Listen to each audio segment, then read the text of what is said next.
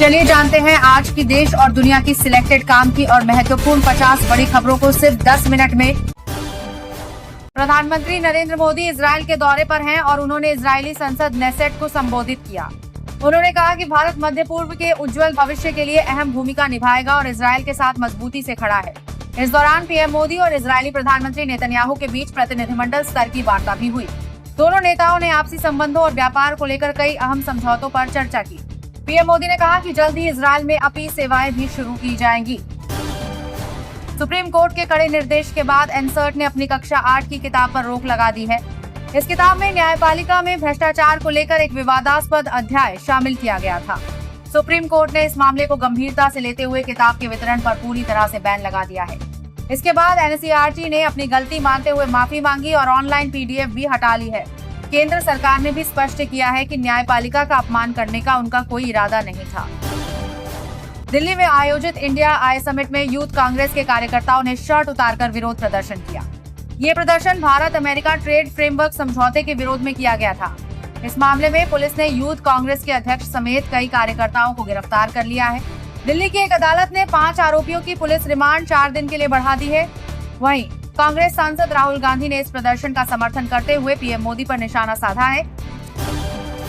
केंद्र सरकार ने देश में सर्वाइकल कैंसर से बचाव के लिए एक बड़ा कदम उठाया है। सरकार जल्द ही किशोरियों के लिए मुफ्त राष्ट्रव्यापी एचपीएफ टीकाकरण अभियान शुरू करने जा रही है। इस योजना के तहत सरकारी स्कूलों और स्वास्थ्य केंद्रों पर यह वैक्सीन मुफ्त उपलब्ध कराई जाएगी। स्वास्थ्य मंत्रालय का मानना है कि इस कदम से देश में महिलाओं के स्वास्थ्य में बड़ा सुधार आएगा। यह योजना सरकार के राष्ट्रीय स्वास्थ्य मिशन का एक महत्वपूर्ण हिस्सा होगी। रिलायंस कम्युनिकेशंस आरसोम से जुड़े बैंक धोखाधड़ी और मनी लॉन्ड्रिंग मामले में ईडी ने बड़ी कार्रवाई की है। उद्योगपति अनिल अंबानी आज प्रवर्तन निदेशालय के सामने पूछताछ के लिए पेश हुए। इसके साथ ही ईडी ने मुंबई में अनिल अंबानी के 17 मंजिला आलीशान घर एबोर्ड को कुर्क कर लिया है। इस घर की कीमत करीब 3,716 करोड़ रुपए बताई जा रही है।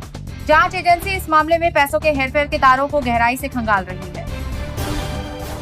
प्रधानमंत्री नरेंद्र मोदी इंस्टाग्राम पर दुनिया के सबसे ज्यादा फॉलो किए जाने वाले वैश्विक नेता बन गए हैं। पीएम मोदी के इंस्टाग्राम पर फॉलोअर्स की संख्या 10 करोड़ 100 मिलियन के पार पहुंच गई है। उन्होंने साल 2014 में यह सोशल मीडिया प्लेटफॉर्म ज्वाइन किया था। युवाओं के बीच उनकी लोकप्रियता और डिजिटल जुड़ाव को इसका मुख्य कारण माना जा रहा है। बीजेपी नेताओं और समर्थकों ने इसे देश के लिए गर्व की बात बताया है। केंद्र सरकार ने पेट्रोल में एथेनॉल ब्लेंडिंग को लेकर एक नया और सख्त नियम लागू कर दिया है। आगामी 1 अप्रैल से देश भर में केवल 20% एथेनॉल मिला हुआ पेट्रोल ईबीएस ही बेचा जाएगा। इसके लिए पेट्रोल की न्यूनतम गुणवत्ता RON 95 अनिवार्य कर दी गई है। सरकार के इस फैसले से पर्यावरण प्रदूषण में कमी आएगी और कच्चे तेल के आयात पर निर्भरता घटेगी। साथ ही इससे देश के किसानों की आय में भी इजाफा होने की उम्मीद है। कांग्रेस नेता शशि थरूर ने उन आरोपों को सिरे से खारिज कर दिया है जिनमें उन्हें प्रो मोदी कहा जा रहा था। थरूर ने स्पष्ट किया कि प्रधानमंत्री की उनकी हालिया प्रशंसा का मतलब राजनीतिक निष्ठा बदलना नहीं है। उन्होंने कहा कि वे अपने सिद्धांतों पर कायम हैं और अच्छे कामों की तारीफ करना लोकतंत्र का हिस्सा है।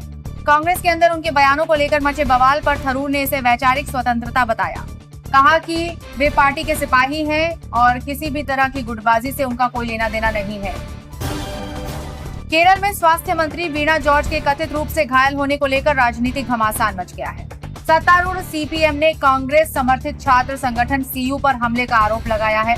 वहीं कांग्रेस ने पलटवार करते हुए कहा है कि मंत्री ने चोटिल होने का सिर्फ नाटक किया है। कन्नूर में चिकित्सा लापरवाही के विरोध में हुए प्रदर्शन के दौरान यह घटना हुई। राज्य में आगामी चुनावों को देखते हुए इस मुद्दे पर राजनीति पूरी तरह से गर्मा गई है। उत्तर प्रदेश के प्रयागराज में शंकराचार्य स्वामी अविमुक्तेश्वरानंद से जुड़े एक आश्रम पर गंभीर आरोप लगे हैं। आश्रम में बाल शोषण के आरोप लगने के बाद यूपी की राजनीति में भूचाल आ गया है। पुलिस ने मामले की जांच शुरू कर दी है और कई लोगों से पूछताछ की जा रही है। विपक्षी दलों ने राज्य सरकार पर संतों के नाम पर अपराधियों को बचाने का आरोप लगाया है। वहीं संत समाज ने इस घटना को एक सोची समझी साजिश करार दिया है। हरियाणा में 590 करोड़ रुपए के बड़े बैंक घोटाले का पर्दाफाश हुआ है। आईडीएफसी फर्स्ट बैंक के पूर्व अधिकारियों और एक महिला कारोबारी ने मिलकर इस धोखाधड़ी को अंजाम दिया। उन्होंने सरकारी योजना MMJADE 2 का फायदा उठाकर फर्जीवाड़ा किया। पुलिस की आर्थिक अपराध शाखा ने इस मामले में कई गिरफ्तारियां की हैं।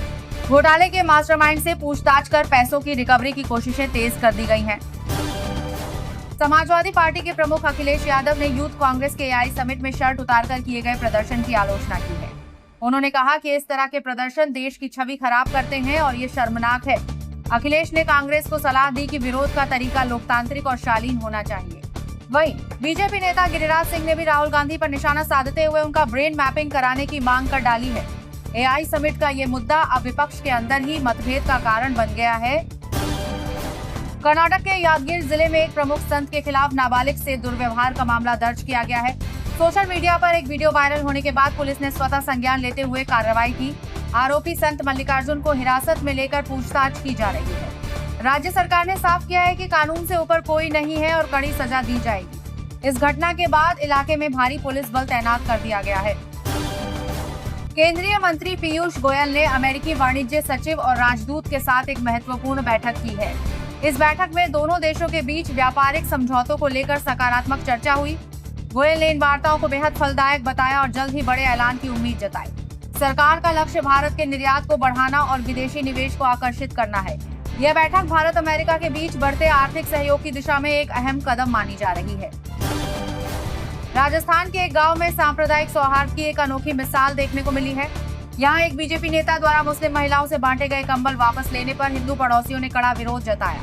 हिंदू परिवारों ने एकजुट होकर मुस्लिम महिलाओं के समर्थन में आवाज उठाई और उनकी मदद की। इस घटना का वीडियो वायरल होने के बाद राजनीतिक दलों ने नेता के व्यवहार की निंदा की है। गांव वालों का कहना है कि राजनीति अपनी जगह है, लेकिन आपसी भाईचारा सबसे ऊपर है। पंजाब में आगामी 2027 के विधानसभा चुनावों के लिए बीजेपी ने अभी से कमर कस ली है, बताया है। पंजाब के डीजीपी ने घटना का संज्ञान लेते हुए मामले की जांच के आदेश दे दिए हैं। दोषी पुलिसकर्मियों पर विभागीय कार्रवाई की तलवार लटक रही है।